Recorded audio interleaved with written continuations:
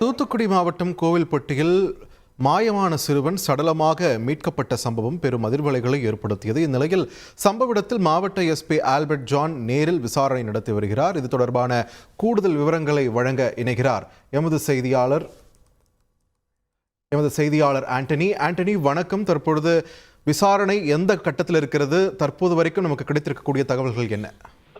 வணக்கம். அதாவது தூத்துக்குடி மாவட்டம் கோவில்பட்டியில உள்ள காந்தி நகர் பகுதியில வசிச்சுட்டு வர்றாங்க கார்த்திக் மற்றும் தம்பதியினர். இந்த தம்பதியினர்ல 2 குழந்தைகள் இருக்கிறாங்க. இந்த 2 குழந்தைகள்ல கருப்பசாமி அப்படின்றவர் நேற்று காலையில இருந்து மாயமானார். இந்நிலையில அவரை பல்வேறு இடங்கள்ல தேடி வந்த நிலையில இன்றைக்கு செவ்வாய்க்கிழமை காலை வீட்டின் அருகே உள்ள மொட்டை மாடியில கருப்பசாமி சடலமாக மீட்கப்பட்டாரு.